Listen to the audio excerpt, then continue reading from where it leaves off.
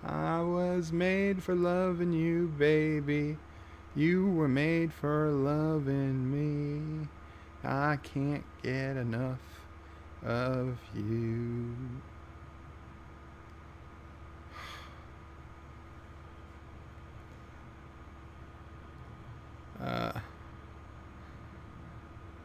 Oh my, got a new subscriber on YouTube in the middle of playing that. I can't imagine they were watching.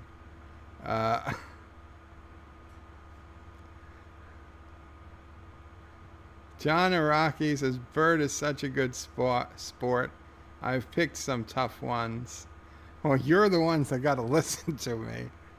Schromer says, Milo got the best reaction I ever heard on a news station. He got angry feminists screaming at him, shut up, your facts are hurting my agenda. Richie Poole says, sing it, Joe.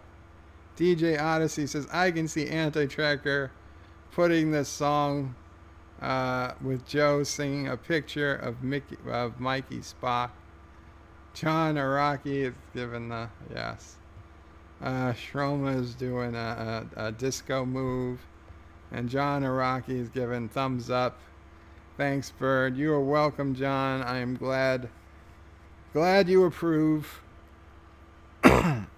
So that was pretty fun, I gotta say. I think I know I butchered the beginning for sure, and the end, and most of the middle, but there were a few seconds where I think I was in pretty good harmony. Thank you, John. You're too kind. But let us go to the second song, which is Genesis. Jesus, He Knows Me. So, yeah. Let's see what happens. This is Genesis. Jesus, He Knows Me. And as requested by John Araki.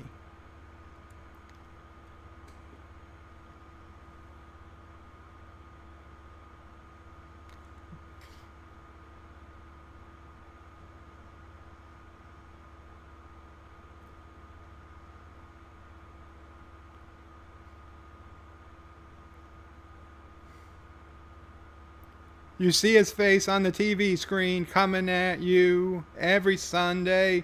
You see that face on the billboard. That man is me. On the cover of the magazine. There's no question why I'm smiling. You buy me a piece of paradise. You buy me a piece of me. I'll get you everything you wanted. I'll get you everything you need. Don't need to believe in the hereafter. Just believe in me. 'Cause Jesus, He knows me. He knows that I'm right. I've been talking to Jesus all my life. Oh yes, He knows me. And He knows I'm right. And He's been telling me everything is all right. I believe in the family with my ever-loving wife beside me. But she don't know about my girlfriend or the man I met last night. Do you believe in God? 'Cause that's what I'm selling. And if you want to get to heaven, I'll see you right. You won't even have to leave your house or even get out of your chair or your bed. You don't even have to touch that dial 'cause I'm everywhere. And Jesus, He knows me and He knows I'm right. I've been talking Jesus my whole life. Oh yes, He knows me, and He knows I'm right. Well, He's been telling me everything's gonna be all right.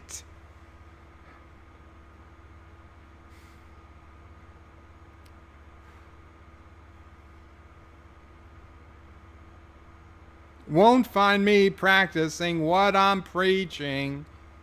Won't find me making no sacrifice.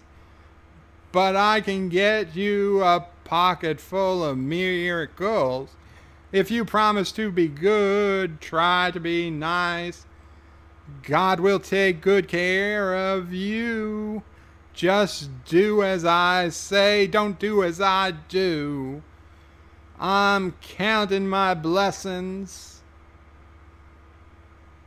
'cause I found true happiness, 'cause I'm getting richer day by day. You can find me in the phone book. Just call my toll-free number. You can do it any way you want. Just do it right away. There'll be no doubt in your mind. You'll believe everything I'm saying.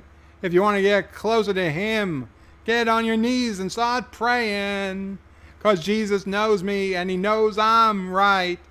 I've been talking to Jesus all my life. Oh yes, He knows me and He knows I'm right. Well, He's been telling me everything's going to be all right. 'Cause Jesus, He knows me and He knows I'm right. Oh yes, He knows me. He knows I'm right. I've been talking to Jesus all my life, and He's been telling me everything's gonna be all right. Jesus, He knows me. Jesus, He knows me. Jesus, He knows me.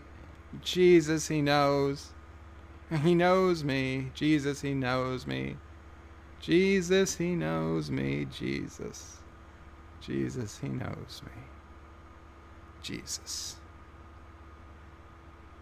So that was dedicated to Jesus.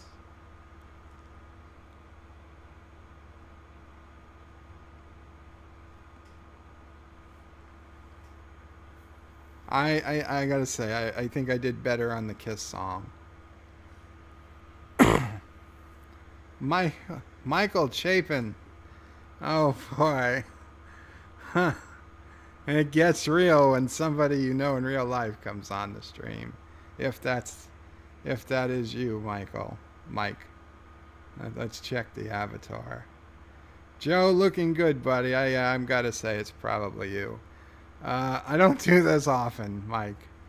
Schronemore says, gotta go to sleep. Really enjoyed the live stream. Take care, my friend. John is giving me a award of some time. Chief Cook, welcome Chief Cook, says, why is he singing again? Chief, if people pay me to sing, I'm gonna sing. I don't know how else to explain it, but I do things for money that, you know.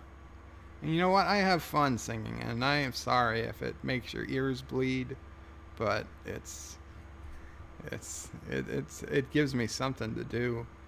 John says again, thank you very much, Bird. No, thank you, John. These songs are actually quite fun.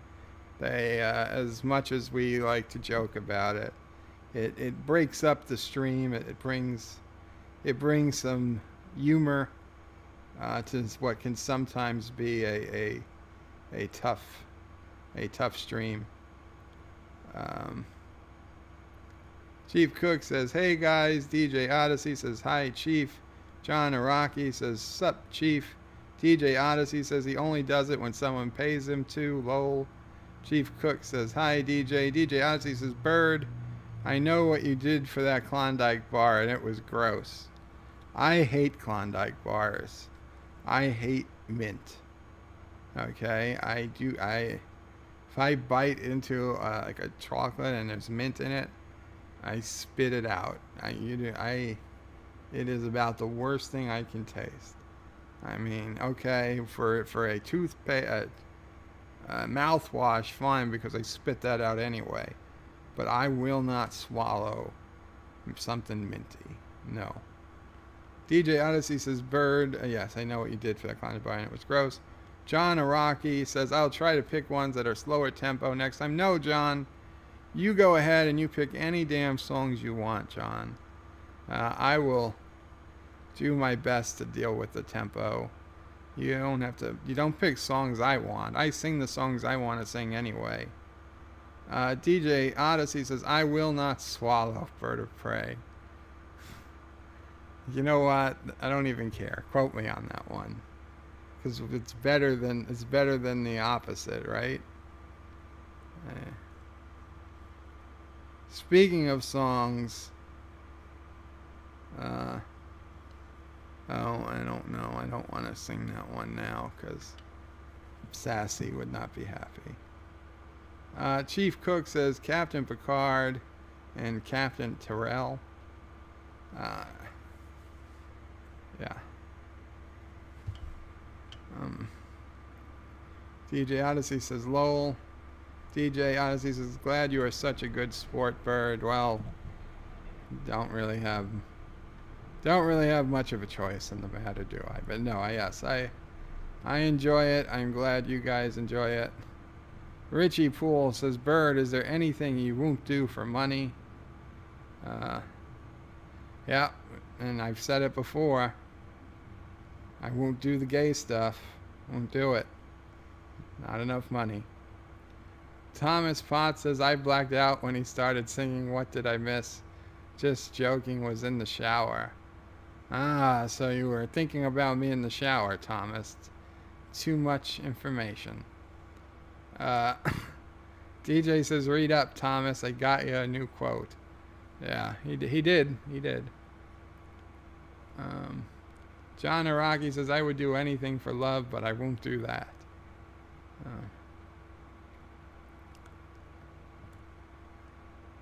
Oh, yes. Remember to like the stream, please.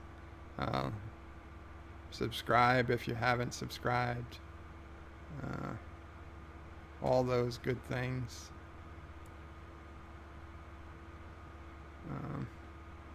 The guy who played Captain Terrell is the alien behind you. You mean Darmok. Oh, I don't think that is Darmok, but yeah. DJ Odyssey says, I did like it. Thomas Potts says, lol.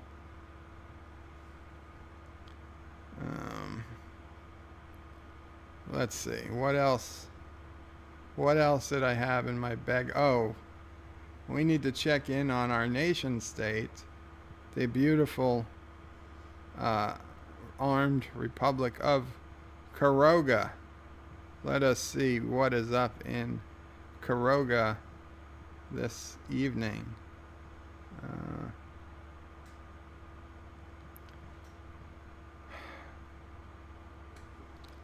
Let's reload the page. Capitalist paradise. Population 442 million people. Let's check our telegrams. The Republic of DJ Land says, I'm not worried. Your weak army couldn't even defeat a few zombies. I see. That was fake news. Purposely spread. And I misspelled spread. I spelled it spready. Wow. By our Ministry of Propaganda. And I misspelled both ministry and propaganda. By our Ministry of Propaganda to lure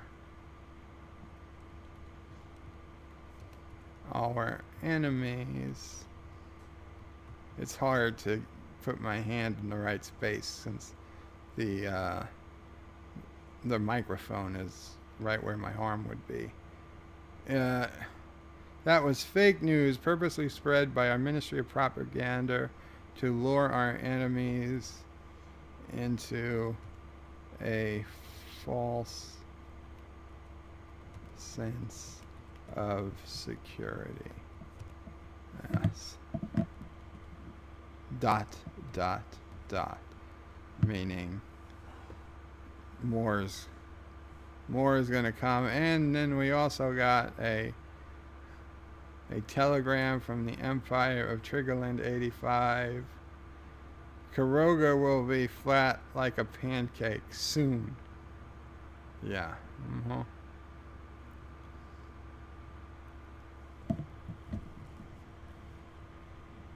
Maybe Triggerland forgot, but that's fine. Our cities are underground, so you can't flatten us. It's already flat. We go deep into the earth.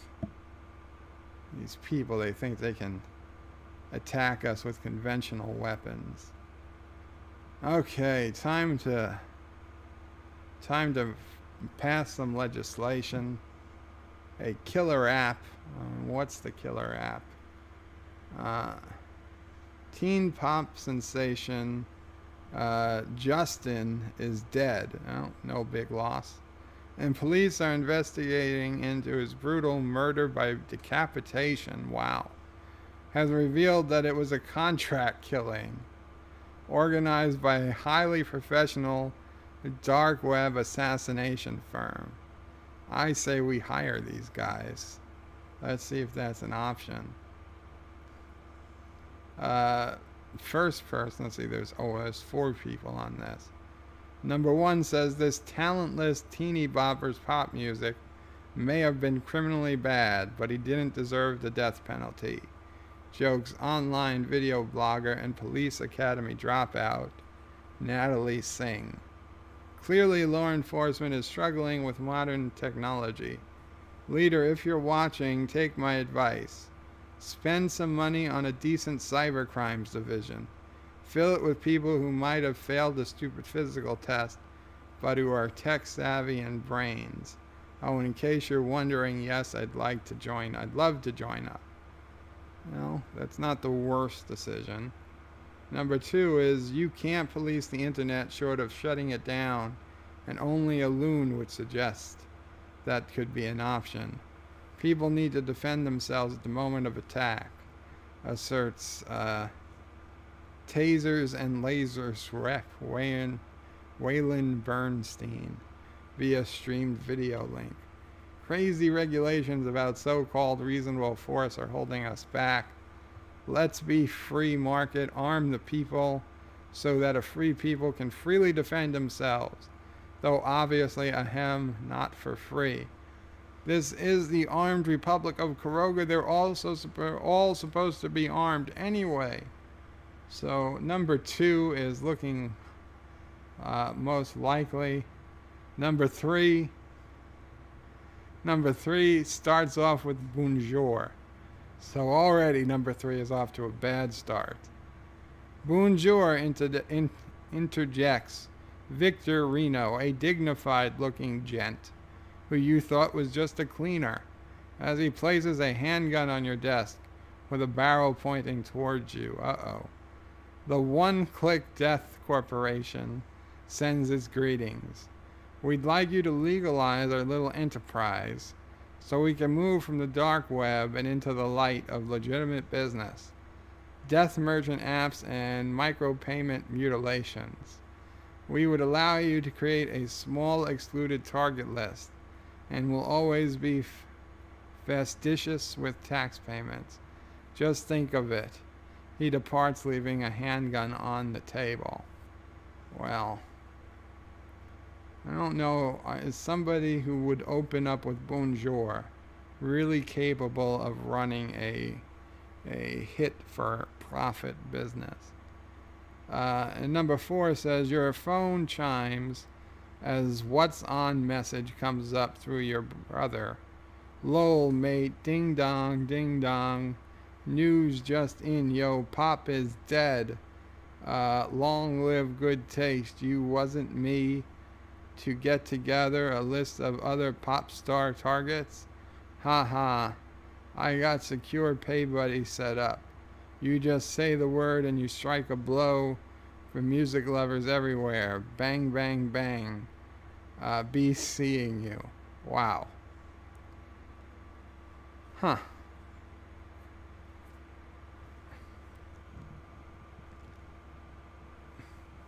I am torn. Should we legalize the one-click death corporation? Or should we just push everyone to have guns? I'm going to go with number 2. Number 2 is more in the spirit of the Armed Republic of Caroga. What is an armed republic without arms? I mean, it's in the damn name of the country. Legislation passed.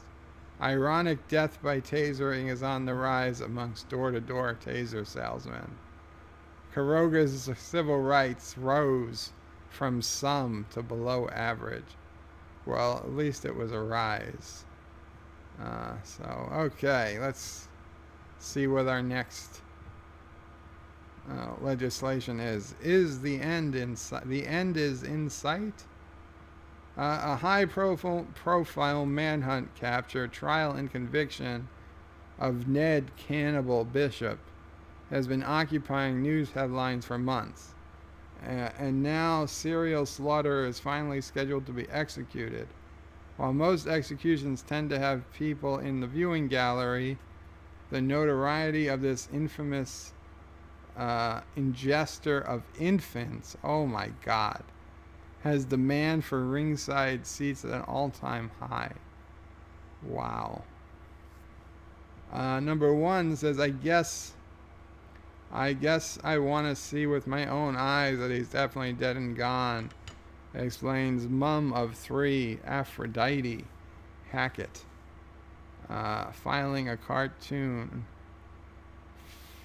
Filing a cartoon with toffee-flavored popcorn? Oh, filling a carton with taffy-flavored popcorn. Also, I'd be so cool to tell the other school mums that we saw Cannibal die. They'll be jealous. My youngest has a day of nursery, a day off nursery, especially for this. I mean, just think I should have a place with proper viewing so we can watch the big show. Yes, I agree. We should televise it. A baying crowd would lack a certain decorum, observes professional executioner. Instead, why not have execution broadcast live on television? Yes, that's exactly what I want. I thought that's where I was going with. And have voters vote on the method of execution. It might be fun to see Bishop get dropped in a shark tank, or drowned in custard, or squished by a giant plastic foot. Yeah. 3, the death penalty is a regrettable necessity, not an entertainment event, intones judicial review officer. Somebody. Glaring sternly at you over her gold-rimmed spectacles. The public should be excluded from the process. No, the public should be witnessing the process because the public is what voted for it. In fact, everybody should witness an execution, and then they can decide if they're really for it or not. Number 4 says, wait, we're not one of those loopy nations with the death penalty. Oh, yes, we are. We are. Yes, we're televising this shit on, this stuff on television. That's, let the people see what happens. That's, hit TV show The Execution Factor is a critical success.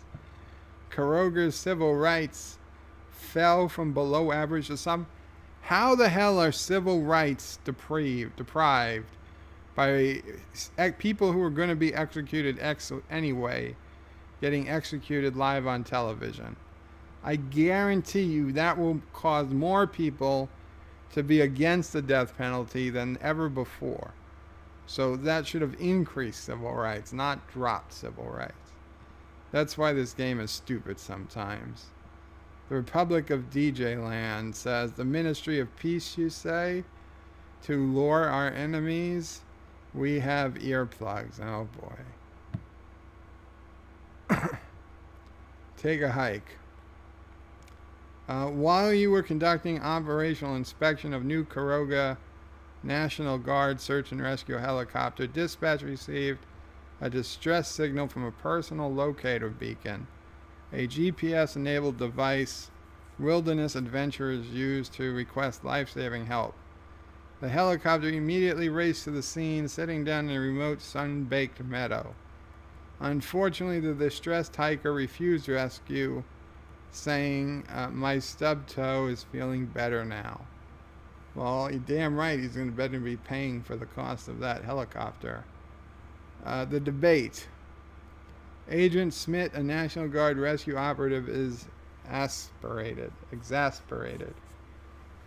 This situation is intolerable, leader. I'm in a genuine emergency, and these beacons save lives. Now that they're so cheap, more and more people are using them as a crutch to attempt dangerous hikes they aren't prepared for. As you can see, we have to carry the huge risks and costs. Beacon users should have to register with the government so we know who to find for false alarms. Well, I think you can find them for a false alarm without them registering.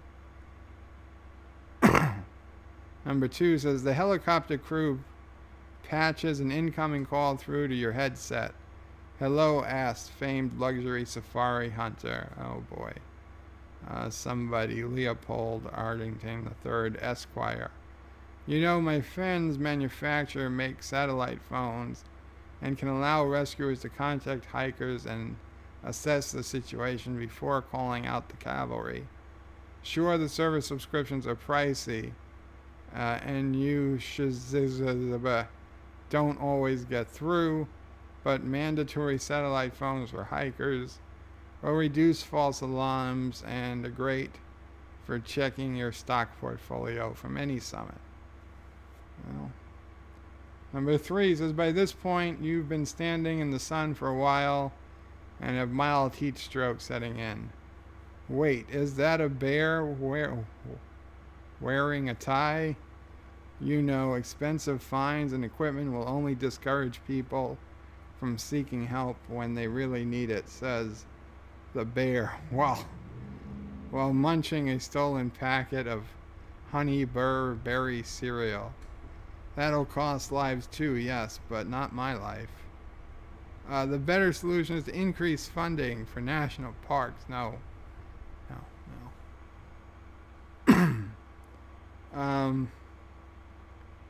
I don't know. Registering with the government is stupid, but they should definitely be fined. But if we can't find them without them registering for the government, then I'd say make them take the satellite phones. But then who decides what hikes are dangerous enough that they require a satellite phone? Because a lot of hikes, aren't all that dangerous. See, there's no great answer here. I guess I'm going to dismiss the issue. I don't like any of the options.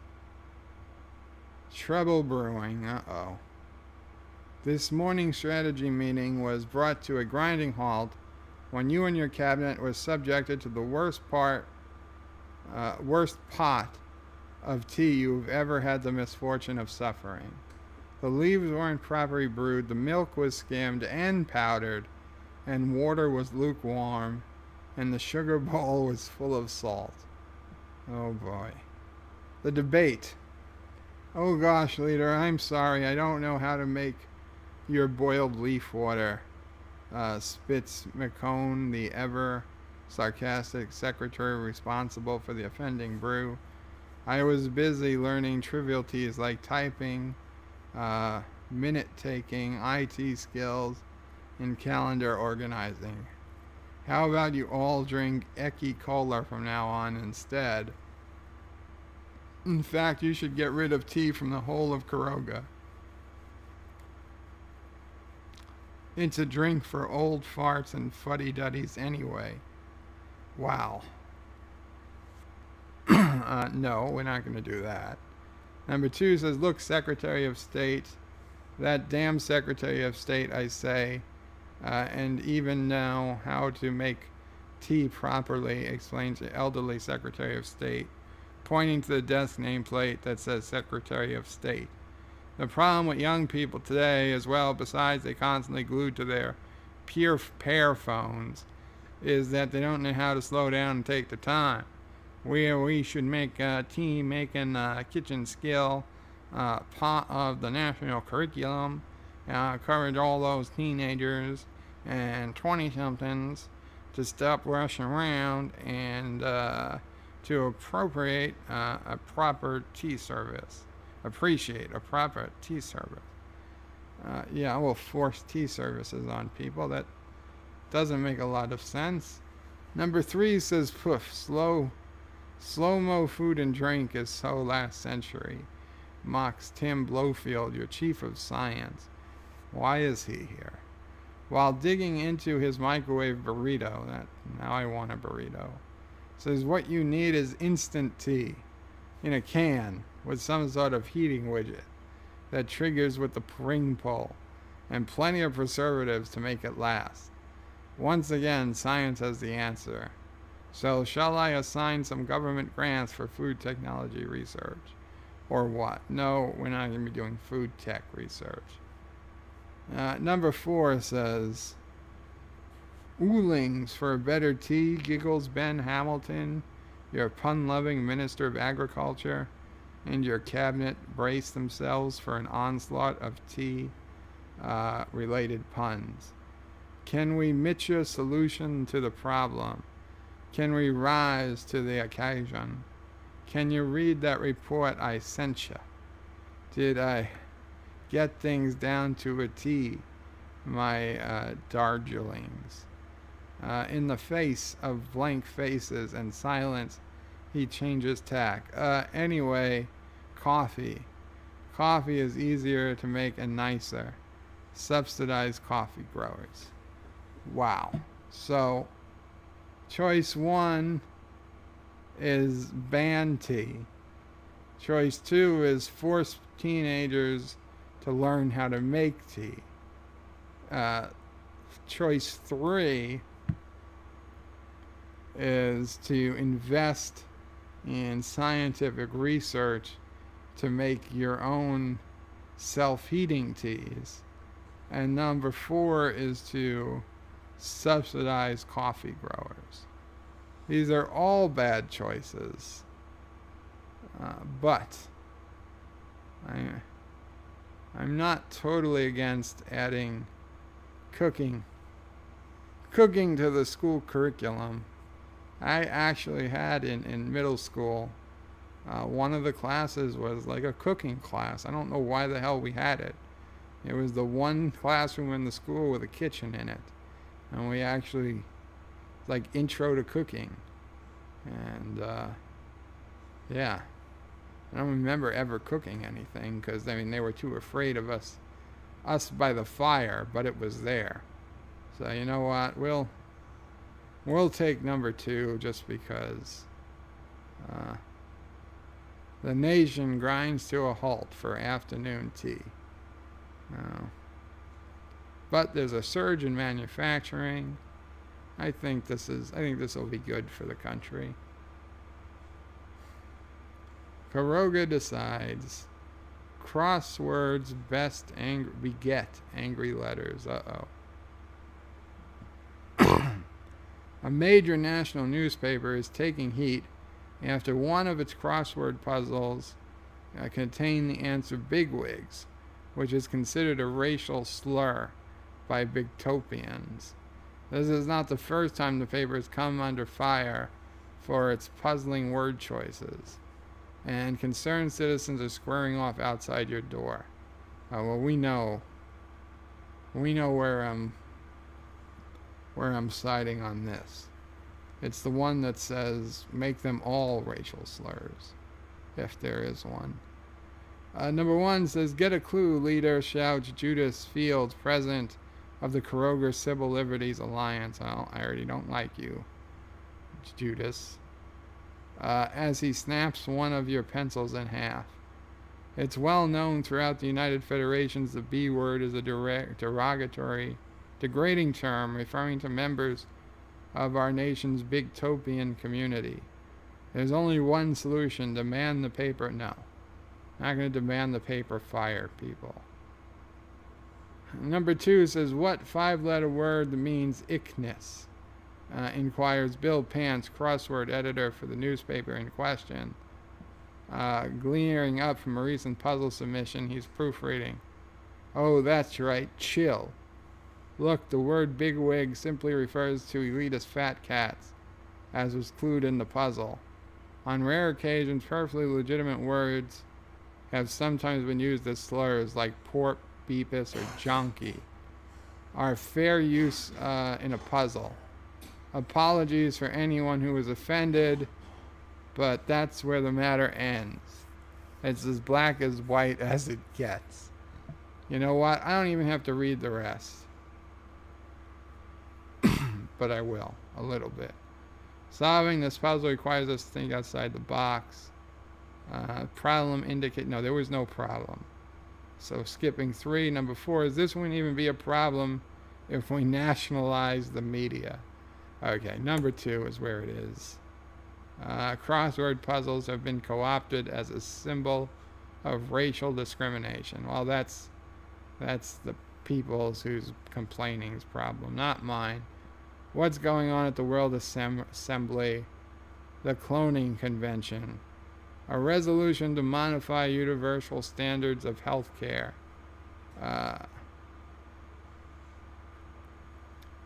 What?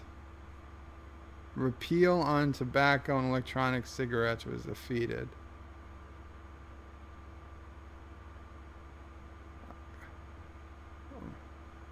The Cloning Conventions. Disturbed by lack of legislation concerning biological concerns. Aware that many nations with biological engineering have the ability to clone organisms, and the increasing importance of potential biological cloning to the future of biology, ecology, and society. Seeking to prevent potential deterrent and harm to future clones, so they not mistreated nor misused, and in the case of sapient clones, ensure they have rights to life, liberty, and pursuit of happiness, serving to clarify the ethical boundaries of cloning. Resolution is the belief comprehensive conventions must be created in regard to biological cloning to establish reasonable and moral principles. No. I'm going to vote against. Caroga, undecided. Vote now. We are voting against. This wasn't going to pass anyway. I don't need the United Nations, World Assembly, to tell me what we can and cannot clone. Okay? We'll make our own rules. Thank you. Thank you very much. So, yes. And just before I get back to the chat, I'm gonna play this video, which I took in Sedona, Arizona, March 22nd, 2002, and it was me in a Jeep driving around Sedona. I'll be back in a bit.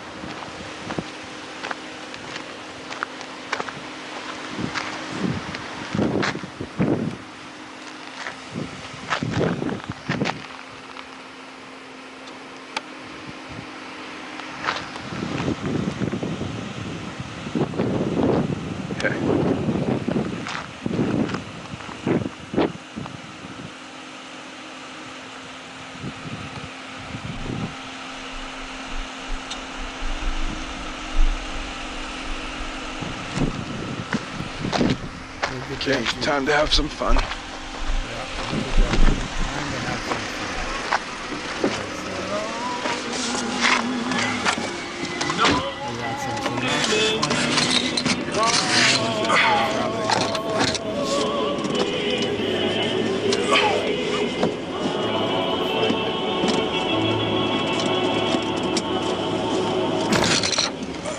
any language, you've got America's best music. That's an active It's Ed Band on a Friday. A big happy birthday to one half of this duo. Chad and Jeremy Clyde. If I remember right, somewhere in this video I started talking about it's breaking up.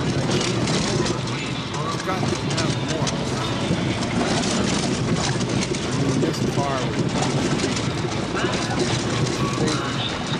oh no, that road is Monster. Traitor. Traitor. calling a traitor to the United States.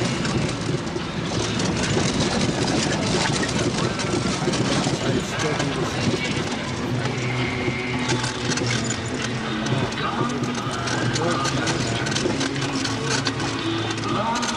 There is nothing.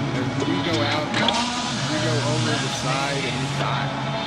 There is no way out. There's nothing there. Look. You are one turn away from a very, very bad crash. This, for those who don't know, is the Schnebly Hill Road.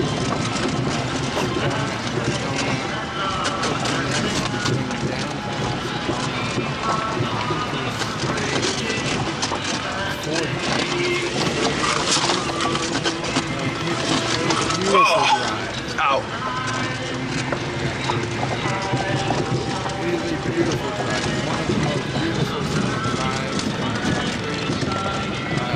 It really helps. Compliments to the budget people at San Diego who had no idea what I'd be doing with this Jeep.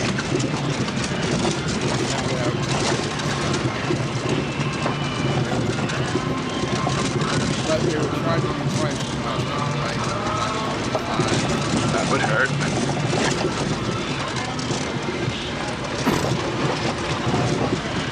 Yeah, Schnebly Hill Road drive. If you never it's a beautiful drive. If you've got a bike or a vehicle, you've got to take it. I haven't even. This video is like the last 5%. There's so much more to it. Accurate weather and great memories all day long. This is KYBC. Right now I'm heading towards Sedona, downtown, probably 5 I'm Rachel Lee. Big Tobacco's being ordered to open its wallet for the families of those who died. Rick Lindsay with CNN radio affiliate KPAN is the latest from Portland. A jury in Portland found the Billboard tobacco company guilty of negligence, liability, and fraud. Shall score 9 and 1 back in The only problem is that it's bad weather. after smoking one-time Harris cigarettes. $300 million suit filed by her estate that she's switched from cigarettes to low-tar America. She thought it would be better for her health. Tobacco Street keeping a close eye on this trial and started to work. And reduced on appeal in the past. Might not be For open CNN by Radio. one. If it's open, Ceasefire talks between Israel and you can drive from the exit on Palestinian suicide bombing in 3 days. Hill Road State Department spokesman Phil exit, Richardson drive it says right into the agreement will be town. reached or It's a beautiful drive, but it's a road. Public commitment on behalf of the policy authority to the tenant obligation Starts on in high ambiguous forest. policy and security It's services. surrounded by pine A trees serious and effort mud. to stop terror attacks. And then it extends decision on whether Vice President That wasn't a tire. returns to the Middle East for meeting with Oh, we'll find out later. Yasser Arafat. Plans are being made in Cape. President Bush is urging world leaders to someone join who grew up in New York development City, four countries to where settle there's reform. a tremendous lack of democracy. For 3 years, Just former President What's that yellow thing flashing? the road and other developed nations do. where you have all the 5 minutes of tape left. I better speed it up some. Only 5 minutes. Law enforcement for the initiative. Four Pakistani men were allowed to leave West last week. Immigration personnel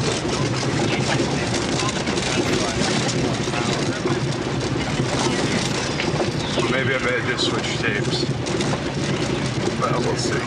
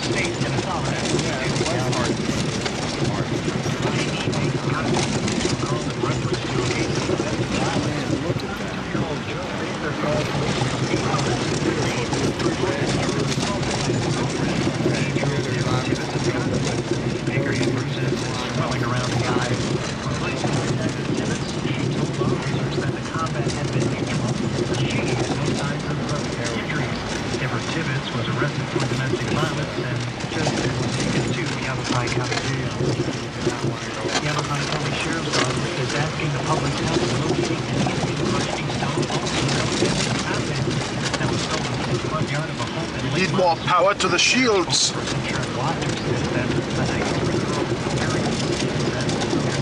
Damn it, Scotty.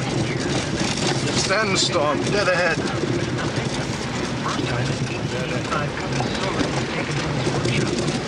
I need warp 9. I can't give you warp 9, Captain.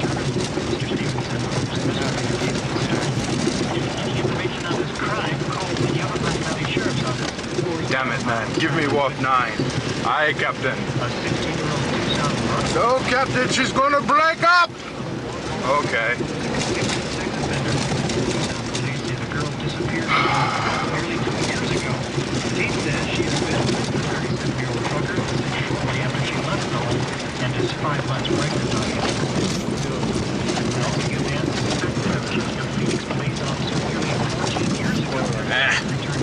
Slow-moving Klingon. Klingon bastards. Fire photon torpedoes. We have no torpedoes. They're putting up a smoke screen. Signal their surrender. They're not responding. They are yielding. 45 in Sedona, 39 in Nebraska Valley, 45 degrees in Cottonwood and Missouri Valley. Daytime highs reaching 70 in Sedona, 63 in the Tri-City area, 74 degrees in Missouri Valley. That is all your news and weather. For Jalad Broadcasting, I'm Johnny Anderson.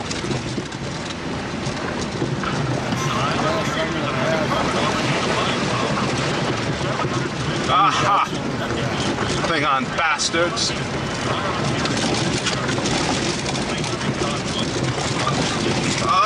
They're firing torpedoes. She can't take much more. Pull about. All energy to the shield. It's a garbage gal. Fly fast.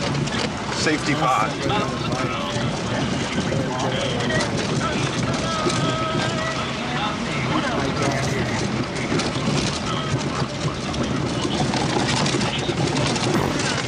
Yeehaw!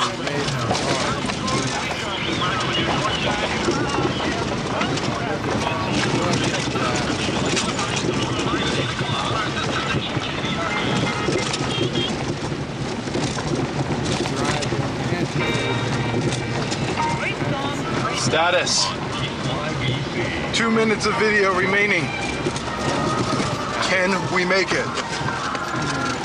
It's just not possible. Oh, we took a hit. Stabilize. Stabilize. Oh, it's all worth it.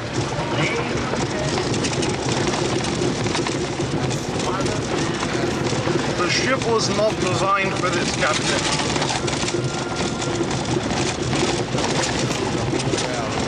You reckon recommend we go to aquatic mode immediately. Does it have an aquatic mode? Only one way to find out.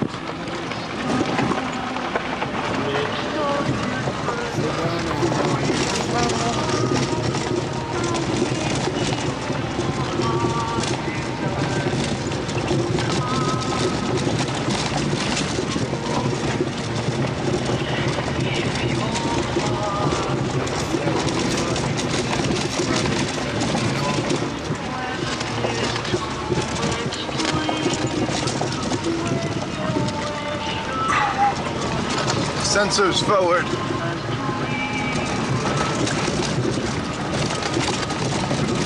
Civilization begins very soon.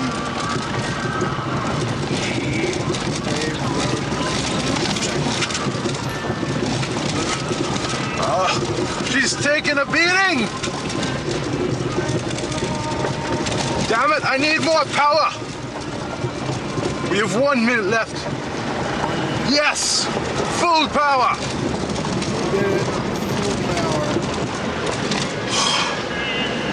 Damn it, Scotty, you're a miracle worker. I know, Captain. I know.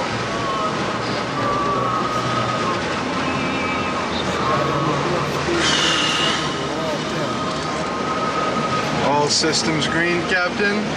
Engine reports normal. We are cruising at warp 5. Excellent.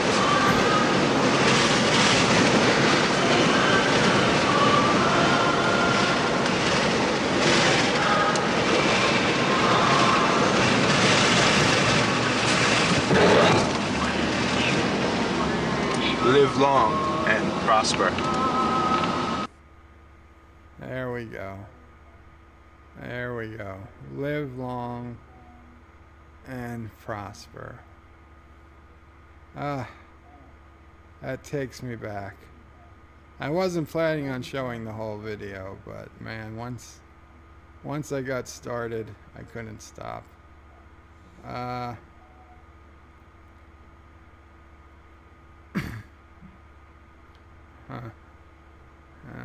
Where I gotta go back to where Namrock. Chief Cook says no singing. DJ Odyssey says armed with water pistols. John Araki says Slovakia. Sokovia. Excuse me. Are Russian bots trying to rig Caroga's election? They might be. Ryan Johnson says I have to be up early tomorrow. Catch you on the next stream. Thank you so much, Ryan Johnson. Have a good night. DJ Odyssey says they are, and see ya, Ryan Johnson.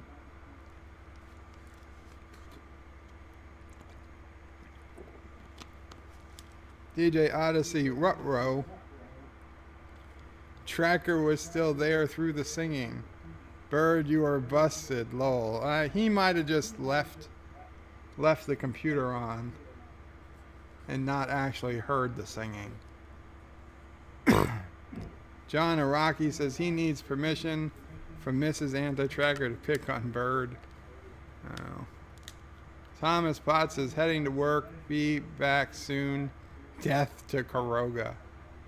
Oh my. DJ Odyssey says, see ya, Thomas. DJ says, at least it was a rise, Bird of Prey. The multi-gunman says, how's it going, Bird? Well, it's been a while since I've been to the comments. It's going good, multi-gunman. Newest headline. Bird is here to wash your mouth out with Gordon. Excuse me. I'm gonna cough.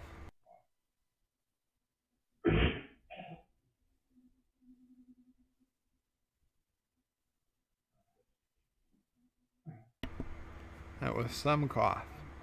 I forgot you could see me. I want a burrito now too. Yeah, John, it's something contagious about burritos. The multi-gunman says, yeah, so do I. Thanks for ruining my diet, Bird. Those barcode boys, hello, cousin. This looks complicated. What did I miss? I don't know. I don't even know where you were when you said this. John Rocky says, you missed 2 songs. He did air guitar. And my cousin says, no way. Yes, I did. DJ Odyssey's next on Bird of Prey 5 chat. Bird reads the phone book. Those barcode boys says, damn it, I demand a redo. Sorry, you're gonna have to rewatch when the stream is over. DJ Odyssey says, when a man loves a Jeep. John Araki says he told us he has mint phobia too. It's true, I hate mint. Those barcode boys says, I wish I was older when Bird was on his adventures. Maybe I could have joined him for some. But in 2002, I was a young teenager. DJ Odyssey says, I would have liked you to come, Jason. That would have been good times. DJ Odyssey says, go back, I see Bigfoot. DJ Odyssey says, DMCA for the music on the video, lol. Well, I fought it on the first video, on that video, when they released it. So if they do strike this one down, I'll just fight it again, and I imagine they will release it on this video as well. John Araki says, where are we going? We don't need roads. Exactly. Thomas Potts back. Is Bird of Prey playing Grand Theft Auto? No. John Araki says, I don't see any fuzzy dice or a Hulu bobble girl. Well, because it's a rental, John. John said no, but he did run over a hooker. Thomas Potts says, lol. DJ says he's scouting new areas for city skylines, Thomas. John Araki driving to a canyon to dump a body.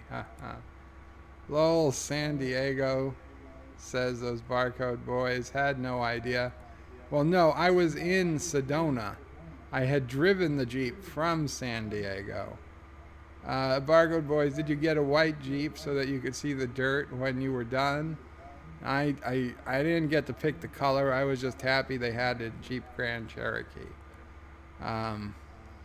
White is a very popular car for rental car companies, but I like the white. I had a white Jeep for a long time, a few years, but a regular Cherokee. I like the white Grand Cherokee. I also had a maroon Grand Cherokee once, but I'll be honest, I like the white better.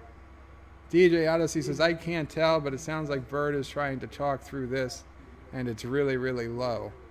Well, I was talking on the video. You know, my 2002 self was talking. And yes, it was really, really low. I knew it was hard to hear. So I was trying to then, in my own voice, tell you what I was saying. John Rocky sounds like the radio is drowning him out. Yeah, well, I didn't have great audio equipment. I just had this, I don't know what, a Sony or Panasonic digital DV camcorder. DJ Odyssey says, I can barely tell he's talking. DJ Odyssey says, damn, he used to want to kill Klingons. DJ says, Joe is going to be frustrated when he learns we couldn't hear any of his narration. He's listening to Wish Upon a Star. No, I was not listening to Wish Upon a Star. You couldn't hear me narrating through the microphone? I could understand you not hearing me on the camera from 2002, but you couldn't hear the comments I was making on the microphone? Wow. Well, that's unfortunate, but whatever. The video speaks for itself. We could hear the camera voice. We couldn't hear you on the mic. Well, that's fine, because on the microphone I was just repeating what I was saying on the camera, more or less, and I was explaining my thought processes. Thomas Potts says he was listening to Spice Girls. I most certainly was not.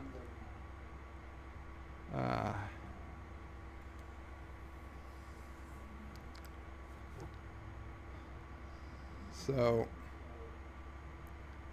okay, there's one. And yes, the radio was playing When You Wish Upon a Star. I'll be honest, I don't recall that.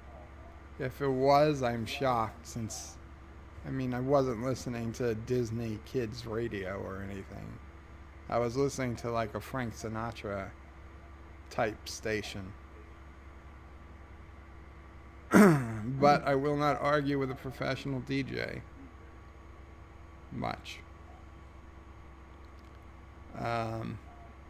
There is one news article I wanted to bring up, as long as we're here.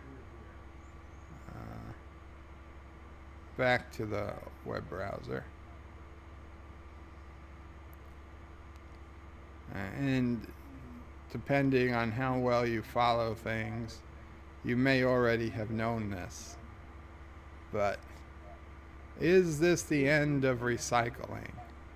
And it's in the Atlantic.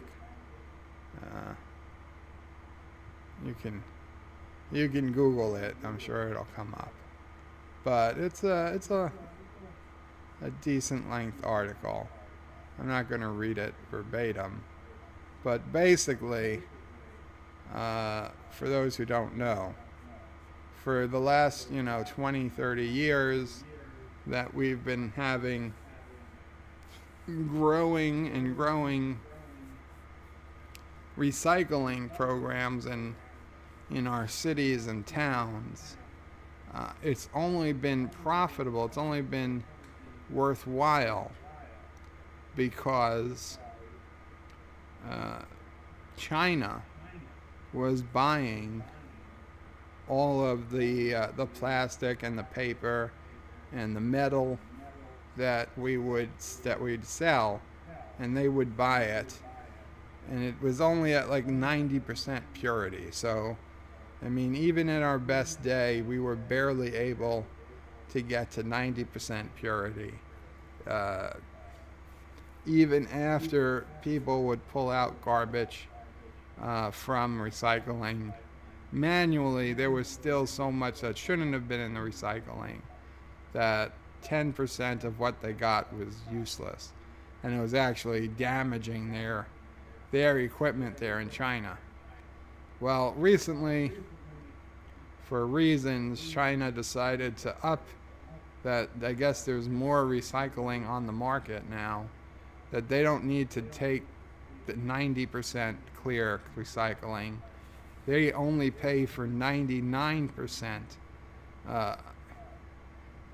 pure recycled materials. And no place in the United States can get close to 99%.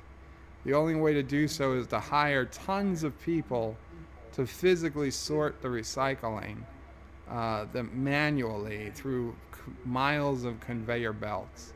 And it costs an enormous amount of money to do that, way, way more than it would cost to just incinerate the garbage. So for years now that the recycling market hasn't been there, even though cities are continuing to have recycling, most of the recycling that cities are picking up is just going to the regular garbage incinerator anyway. Now, some cities are holding, like, stockpiling their materials in hopes that one day some other country will someday want to buy their stuff. But the professional companies that used to pick up and actually used to pay cities for their paper and their glass and their metal, now they won't pay the city, and they used to pay like $6 a ton. Now they're charging like $50 to $100, even $150 per ton to dispose of that garbage.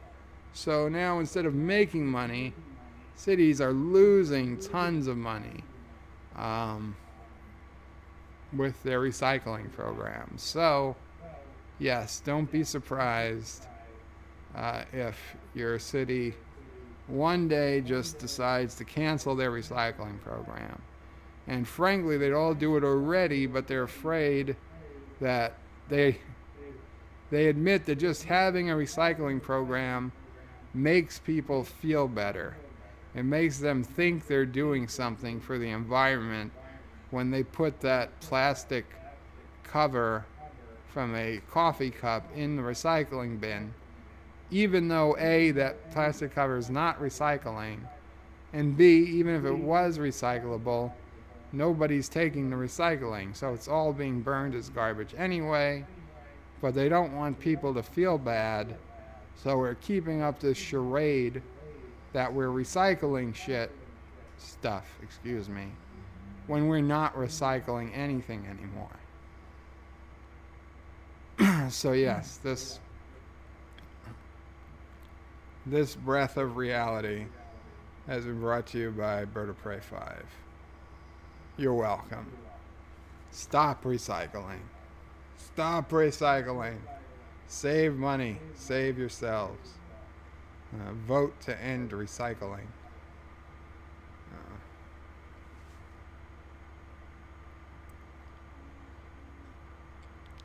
Thomas Potts says, I hear the Caroga National Anthem. It is sung by the Backstreet Boys. Oh boy. DJ Odyssey says, funny Thomas. I heard it was sung by Milli Vanilli. Thomas Potts says, the Chancellor song of Caroga is sung by One Direction. No, it's sung by me. Okay. Thomas Potts says, the Atlantic is far left.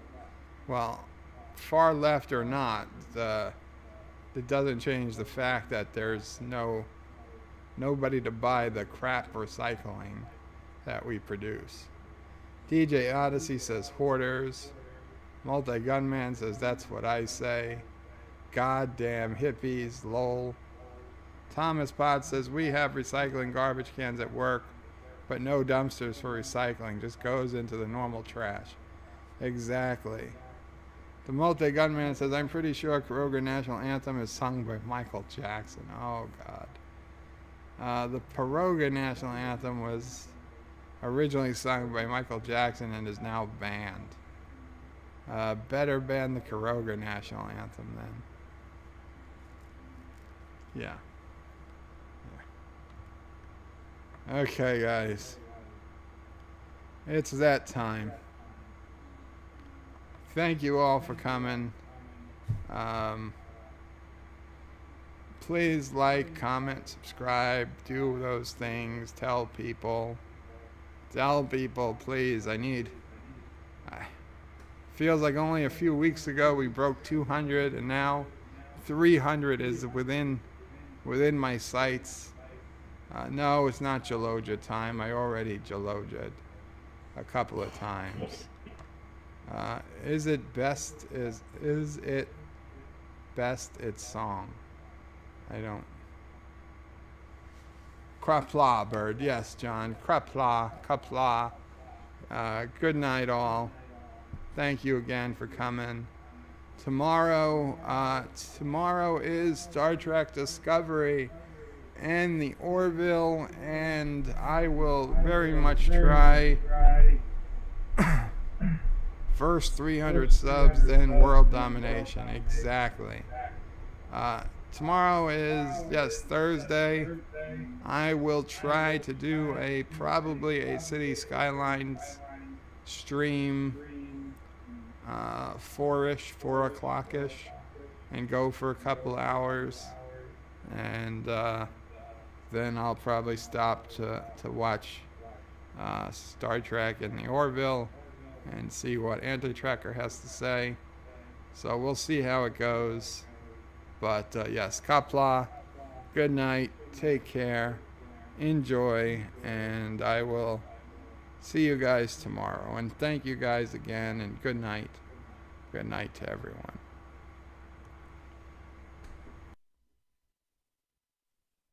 Thank you all for watching my video. Please remember to comment, like, and subscribe. And don't forget to hit that bell icon. Without it, you won't get notifications of new videos. If you want to visit me, check out my forum at juot.net. I'm also on social media, on Facebook, Twitter, and Gab. And if you're really crazy, you can send me some money on PayPal. Take care.